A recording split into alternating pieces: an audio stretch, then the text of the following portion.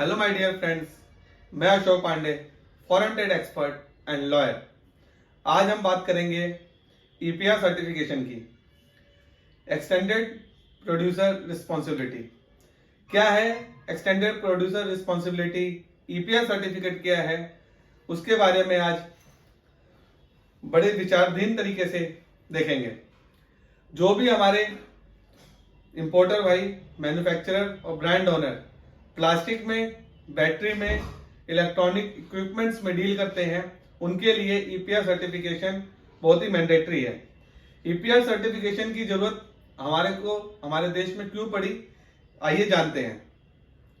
हमारे जो भी मैन्युफैक्चरर भाई हैं, जो भी हमारे इंपोर्टर हैं, ब्रांड ओनर हैं, जो इन तीनों आइटमों में डील करते हैं, प्लास्टिक में, बैटरी में, इलेक्ट्रॉनिक गुड्स में, उसका वेस्ट वो सही सुचारू रूप से नहीं करते थे, जिसकी वजह से हमारे को जो है इस जो बहुत बड़ी दुविधा का सामना करना पड़ता था कि अगर इलेक्ट्रॉनिक वेस्ट का कोई भी वो नहीं है कि डिस्पोज सही तरीके से कर पाए, जिसके वजह से हमारी लैंड जो कूड़े की लैंड फील्ड्स है वो बढ़ती जा रही थी। उसको देखते हुए गवर्नमेंट ने ईपीआर सर्टिफिकेशन का एक रिस्पॉन्सिबिलिटी अपने मैन्युफैक्चरर और ब्रांड ओनर और अपने इंपोर्टर भाइयों को दी है। उनकी ड्यूटी ये है कि अगर वो भी इन तीनों आइटमों के साथ कुछ डील करते हैं तो वो हर साल उसकी एनुअल रिटर्न फाइल करेंगे। एनुअल रिटर्न का लिंक हमारे डिस्क्रिप्शन बॉक्स में है।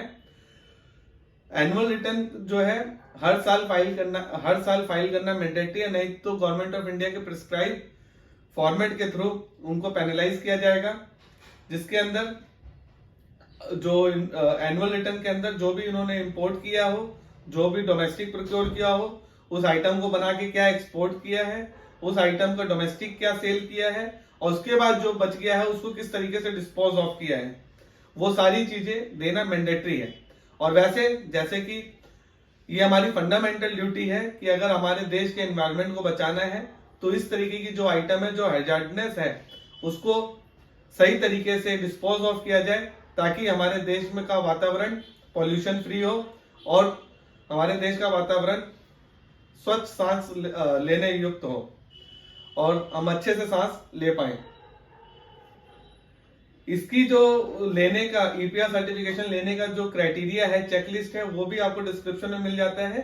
वैसे मैं आपको बता दूं, इसमें कंपनी के रजिस्ट्रेशन जो डॉक्यूमेंट होते हैं उसकी मैंडेटरी रिक्वायरमेंट है।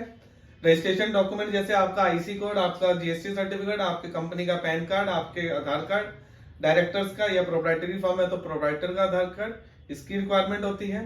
प्रोडक्ट जो आप मैन्युफैक्चरिंग कर रहे हैं, जो आप इंपोर्ट कर रहे हैं, उस प्रोडक्ट का पैकेज और विदाउट पैकेज फोटोग्राफ, एक उसकी डिटेल, उसकी क्लैरिफिकेशन की उसके अंदर क्या लगा हुआ है, किस तरीके का वो मटेरियल है, उसके अंदर इनबिल्ट क्या क्या उसमें डिस्क्रिप्शंस हैं, उसका देना मैंडेटरी है। उस प्रोजेक्ट की कॉस्ट कितनी है, उस प्रोजेक्ट कितने दिन चलने वाले, उस प्रोजेक्ट की ड्यूरेबिलिटी क्या है, वो देना मैंडेटरी है। आपकी ऑडिट रिपोर्ट पिछले साल की वो मैंडेटरी है। आपके कंपनी की बैलेंस शीट और जो ऑडिट रिपोर्ट है वो देना जरूरी है। कंपनी के केवाईसी अगेन वो एक आपका मैंडेटरी है। उसके अलावा आप ईपीआर की साइट पे जाके इन तीनों प्रोडक्ट से रिलेटेड आप अपना सर्टिफिकेशन ले सकते हैं। आपका अगर कोई इंपोर्ट आ रहा हो तो सर्टिफिकेशन में जो फाइल नंबर होता है उसके बिहाफ पे आप ले सकते हैं, अप्लाइड फॉर के बिहाफ पे, लेकिन सर्टिफिकेशन 3 से 6 महीने के बीच में आता है। ईपीआर सर्टिफिकेशन से रिलेटेड अगर आपको कोई भी प्रॉब्लम आता हो तो हमारी टीम में हमारे आकाश जल्दी छोटा भाई इस काम को सुचारू रूप से करते हैं।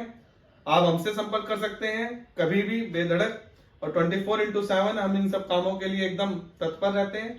इसके अलावा अगर आप स्वयं करना चाहते हैं, डिस्क्रिप्शन बॉक्स में लिंक है, आप उसमें सर्च कर सकते हैं और क्या क्या डॉक्यूमेंट्स की रिक्वायरमेंट है आप उसको भी फाइंड आउट करके, और आप हमसे भी सलाह लेके आप खुद भी करें, हमसे भी सलाह ले सकते हैं, और आप सलाह बिल्कुल फ्री है, आप करवाइए। और लेकिन जो ये इलेक्ट्रॉनिक वेस्ट है उसका मिसयूज ना हो, उसका जो है पूरी तरीके से डिस्पोज हो जाए और हमारे वातावरण हमेशा शुद्ध रहे। ये हमारा फंडामेंटल ड्यूटी है। गुड नाइट, जय हिंद, वंदे मातरम।